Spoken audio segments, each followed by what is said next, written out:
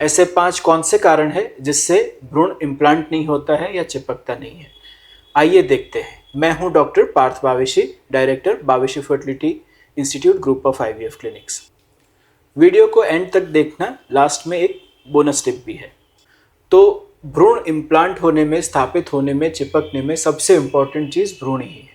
Normally patients ये मानते हैं कि हमारा भ्रूण तो अच्छा था बट और कोई प्रॉब्लम है, उसके कारण ये भ्रूण चिपका नहीं। बट बेस्ट क्वालिटी एम्ब्रियो का मैक्सिमम टू मैक्सिमम इम्प्लांटेशन के चांसेस 50% तक रहते हैं। इसीलिए इवन दो बेस्ट एम्ब्रियो बना है, फिर भी वो इम्प्लांट हो या चिपके ऐसी संभावना 100% नहीं है। तो सबसे इम्पॉर्टेंट कारण है पुअर क्वालिटी एम्ब्रियोज या कम गुणवत्ता वाले भ्रूण। कोई भी आईवीएफ सफल होने में 70% निर्धार भ्रूण की क्वालिटी या भ्रूण पे रहता है। तो ऐसा नहीं है कि भ्रूण पुअर क्वालिटी है तो वो इम्प्लांट होंगे ही नहीं, बट वो इम्प्लांट होने के चांसेस कम होते जाते हैं। तो इसीलिए सबसे इम्पॉर्टेंट है कि कोई भी आईवीएफ फेल होने पे हम देखें कि भ्रूण कैसे थे और कितने थे। उस पे से हम आगे का ट्रीटमेंट प्लान डिवाइस कर सकते हैं। अगर आप पुअर क्वालिटी एम्ब्रियोज के बारे में ज़्यादा जानना चाहते हैं तो हमारा ये वीडियो ज़रूर से देखें। सेकेंड इम्पॉर्टेंट रीज़न है बच्चेदानी में कोई प्रॉब्लम होना। बच्चेदानी में कोई प्रॉब्लम होने से भ्रूण के इम्प्लांटेशन पे इफ़ेक्ट हो सकता है। प्रॉब्लम्स जैसे कि फाइब्रॉइड या दूसरी कोई गठान होना उस पर इम्पैक्ट कर सकता है। ये गठान की साइज़ क्या है और कौन सी जगह पे है, इससे उसका क्या उपचार करना हम डिसाइड करते हैं। बच्चेदानी की लाइनिंग, एंडोमेट्रियल थिकनेस जिसे हम जल्ली कहते हैं, वो कैसी है वो भी इम्पोर्टेंट है, क्योंकि भ्रूण कितना ही अच्छा ना हो उसे इम्प्लांट तो बच्चेदानी में ही होना है।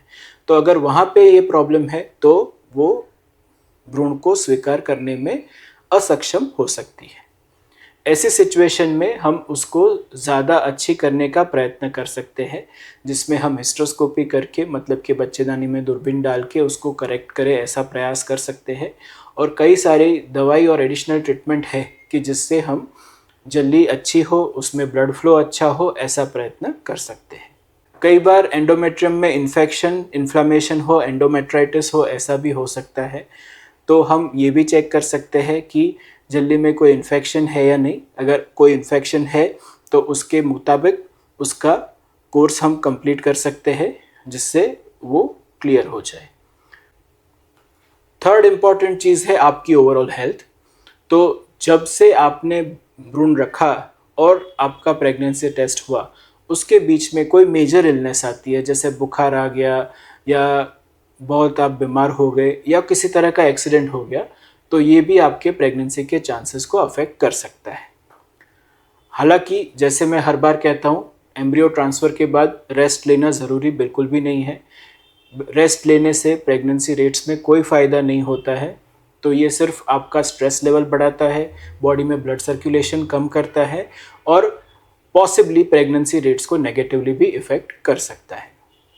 फोर्थ फैक्टर है बच्चेदानी की रिसेप्टिविटी। रिसेप्टिविटी मतलब कि भ्रूण स्वीकारने की क्षमता। अगर बच्चेदानी में हम भ्रूण रख रहे हैं, उस समय पे उसका वातावरण ठीक नहीं है, तो वो भ्रूण को स्वीकारेगी नहीं। तो इसलिए बॉडी में जब आईवीएफ होता है तो बहुत सारे हार्मोनल चेंजेस होते हैं, और वो हार्मोनल चेंजेस को हमें देख के भ्रूण कब रखना वो डिसाइड करना होता है। तो कई बार जब हम स्टिमुलेशन करते हैं, एग्स अंडे बनाते हैं, तो हार्मोन लेवल्स हाई हो जाते हैं, और ये हाई हार्मोन्स के साथ अगर हम भ्रूण रखते हैं तो भ्रूण स्वीकारने की क्षमता कम हो सकती है।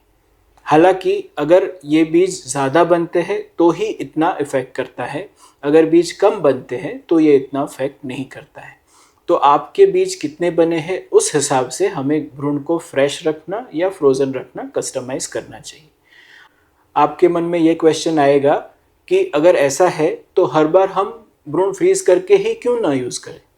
आप एक तरह से सही है और कई क्लिनिक्स ये फॉलो भी करते हैं, बट ऐसा देखा गया है कि फ्रोज़न एम्ब्रियो ट्रांसफ़र में प्रेगनेंसी कॉम्प्लिकेशंस के चांसेस ज़्यादा रहते हैं। तो इसलिए मोस्ट ऑफ द सिचुएशन में अगर हम फ्रेश ट्रांसफ़र पॉसिबल है, जिसका रिज़ल्ट हम इक्वल एक्सपेक्ट करते हैं, तो फ्रेश ट्रांसफ़र में हम जाते हैं।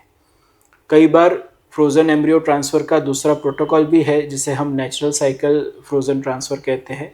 वो अगर करते हैं तो उसमें प्रेगनेंसी कॉम्प्लिकेशंस कम होते हैं, बट बहुत सारे पेशेंट्स नेचुरल साइकिल में फ्रोज़न ट्रांसफ़र के लिए सूटेबल नहीं होते हैं, क्योंकि इसके लिए आपका पीरियड्स रेगुलर होना और बहुत शॉर्ट या बहुत लॉन्ग नहीं होना ज़रूरी होता है, और 50-60% IVF पेशेंट्स ये कैटेगरी में फॉल नहीं करते।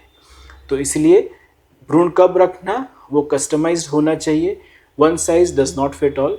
तो कैसा रिस्पॉन्स है उस हिसाब से हमें भ्रूण फ्रेश रखना, फ्रोज़न रखना, कौन से दिन का रखना, कब रखना, वो सब डिसाइड करना चाहिए, और एक बहुत ही महत्वपूर्ण एस्पेक्ट है IVF ट्रीटमेंट का।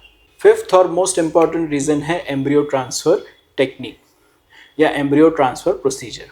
तो जब हम भ्रूण रखते हैं तो बच्चेदानी को मिनिमम डिस्टर्बेंस करना चाहिए। कई बार ऐसा होता है कि जब हम कोई भी इंस्ट्रूमेंट बच्चेदानी में ले जाते हैं तो बच्चेदानी का रिएक्शन हो जाता है, जैसे कि उसमें कॉन्ट्रैक्शंस चालू हो जाते हैं जो भ्रूण स्वीकारने की क्षमता कम कर देते हैं।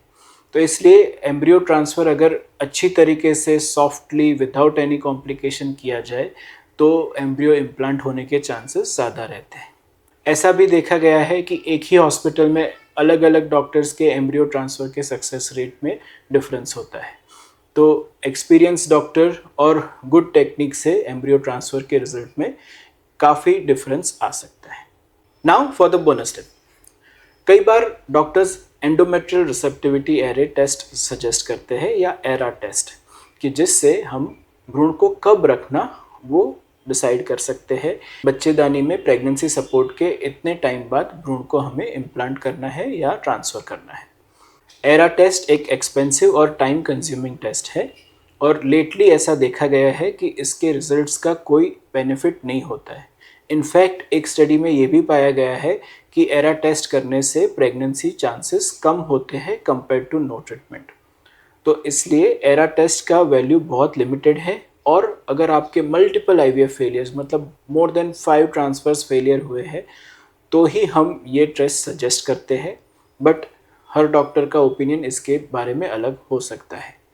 तो एरा टेस्ट जैसे एक्सपेंसिव टेस्ट के लिए जाने से पहले आप डिस्कशन ज़रूर से करो कि ये आपके केस में ज़रूरी है या नहीं, और आफ्टर 1 और 2 IVF फेलियर एरा टेस्ट से बेनिफिट होगा, ऐसी संभावना बहुत ही कम है।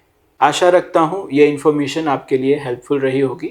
ऐसे ज़्यादा इन्फॉर्मेटिव वीडियोस के लिए हमारे वीडियो को लाइक करें और चैनल को सब्सक्राइब करें। Thank you.